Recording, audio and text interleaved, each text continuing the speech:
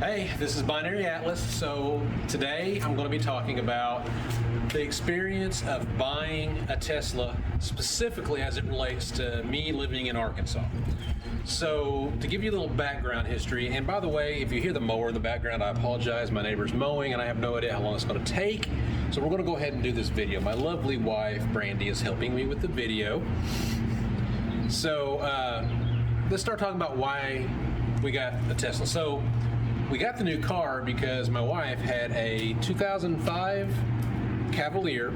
It was getting on up there. It had 108,000. I think we had almost like 109,000 by the time we drove it to Kansas City to trade it in. But it was having some issues. It was having some idling issues, and it was just getting to the end of its life. And as reliability goes, it stalled on my wife once while she was picking up the kids from school. We wanted to do something with the car and get another one. So she and I sat down.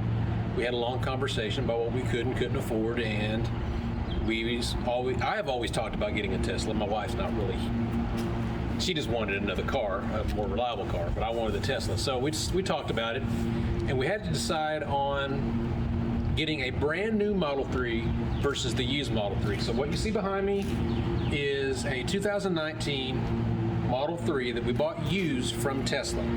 And a lot of what I'm going to talk about is going to be going through all the different steps it took to get a used Tesla, especially here in Arkansas when it comes to title transfer and things.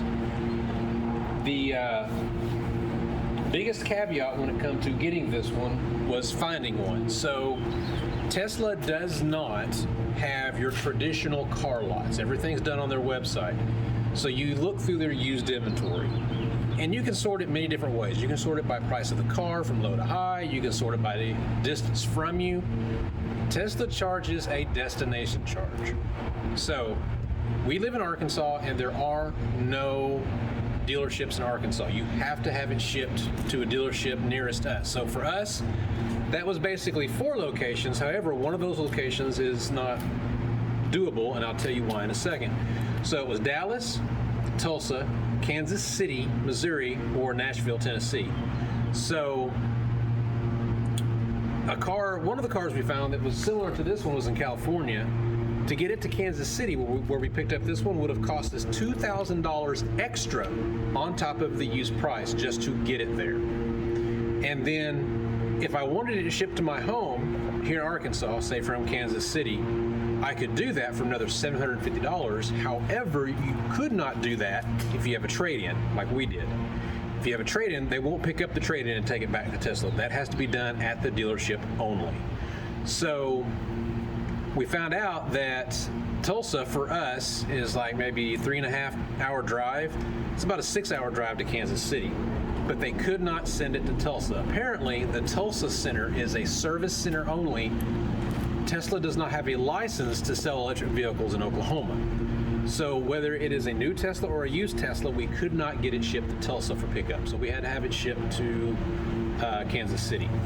One of the other caveats we found when we were buying a used Tesla was that it didn't matter if it was new or used. If you used Tesla financing, they insisted on a $5,000 deposit.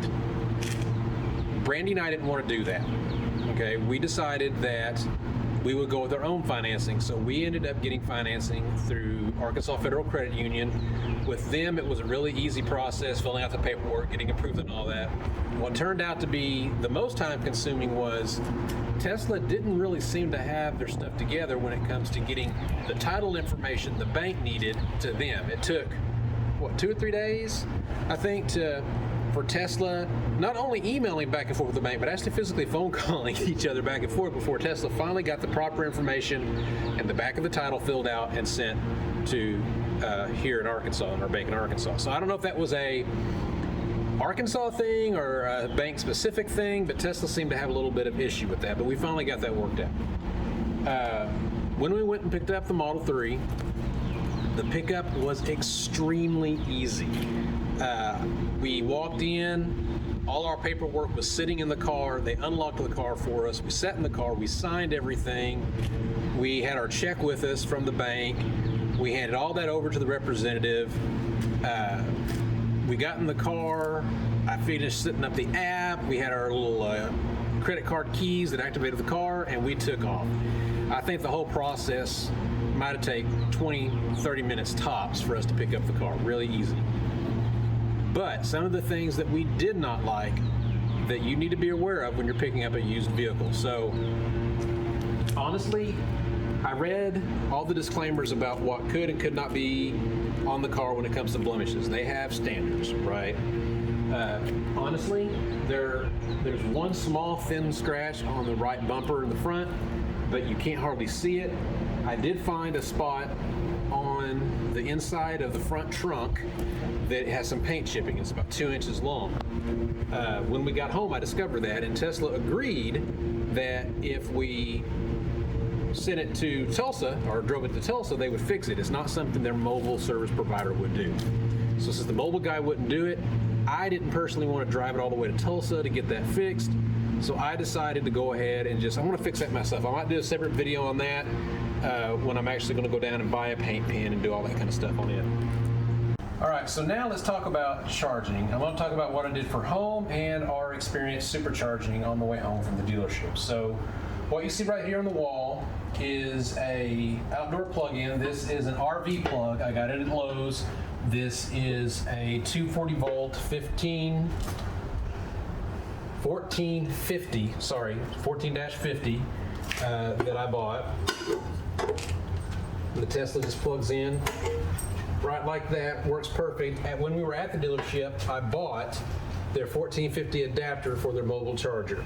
Okay, so that just snaps in there. So I had the option of hiring an electrician to do it or doing it myself. I got a quote from an electrician. It was about $1,000.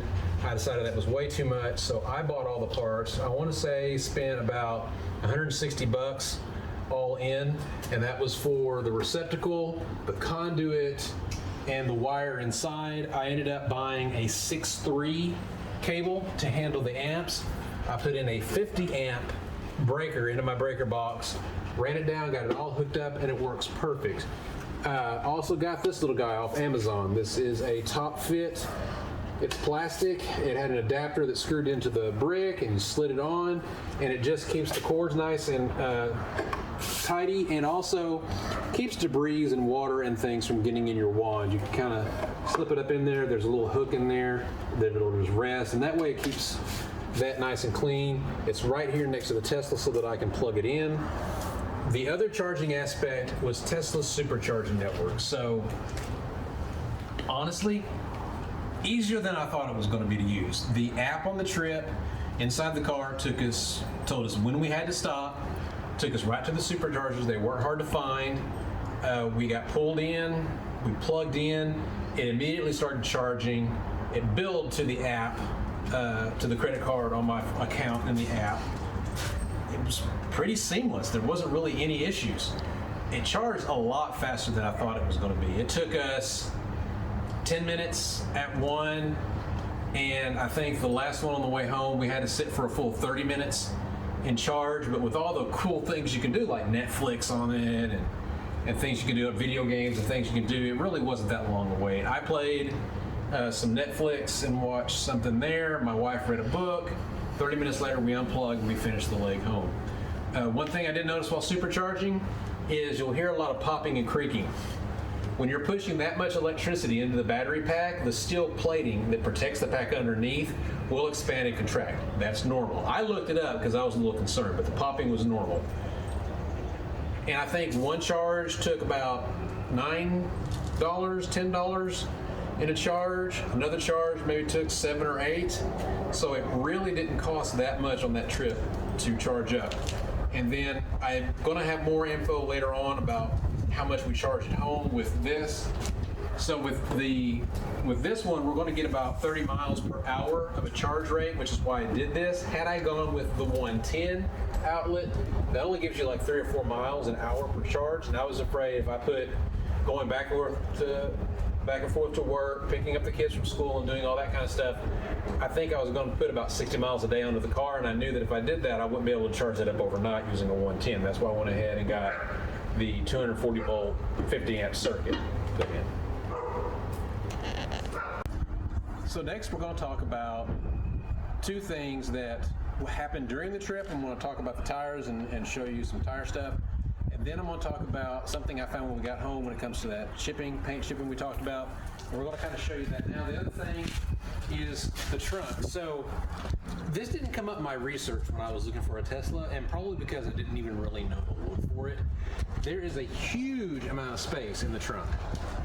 And this is awesome, except for the fact that technically that's where a spare tire would be on a normal car. This car doesn't have a spare tire. Now, I believe that is by design. I looked it up. A lot of people talk about having a tire repair kit that has some sealant and little battery operated compressor. I don't know if I'll go that far with it. We have roadside assistance. They can come out and help when it comes to the flat and stuff like that. So I'm going to have to decide on whether, if we have a flat, if it's worth the roadside assistance versus carrying a kit with us. But that's something I'll decide at a later point. As I walk around the car, the other thing I want to show you is that front trunk paint chipping. You cannot see it from the top of the car, but there's paint chipping like right here. Now this went beyond, it's a full 2 inches. They have a policy that if it's past an inch, they have to fix it, or we're supposed to fix it before you even took possession, but they didn't see it or whatever. The other thing that happened, about an hour into our trip, an alarm went off in the car and one of our tires had low pressure. All the tires on this particular Tesla is supposed to be 45. Looked it up on the inside decal of the door. All the tires were underinflated. The main tire that was setting off the alarm was severely underinflated by 10 pounds. It was sitting at 38, but by the time we stopped at a gas station and I tried to use their free air compressor to air it up, it was bad. The air compressor was bad, and it actually lost air. So we went down to 35, and I told my wife I wasn't comfortable driving home with a tire that was 10 pounds under. We got lucky and found a tire center that was open that had free air checks. A kid came out, he hooked up every tire, set them all to 45, and then he noticed that we were missing the cap on the air intake valve. So he gave us a free cap, which was really awesome of him. We put that on. Now, was any of that a big thing? No, but it should have been caught by the Tesla guys. It's just little things like that when you're picking up a car like this that shouldn't happen. So, I recommend that you check. You walk around the entire car, check it. Check for any other blemishes. We had one minor one again that was a scratch that went along here, but it is so small that you can't even really see it. You can feel it, but you can't see it, so I'm not going to worry about that one. But you need to walk around. You need to check the tires. You need to check the paint.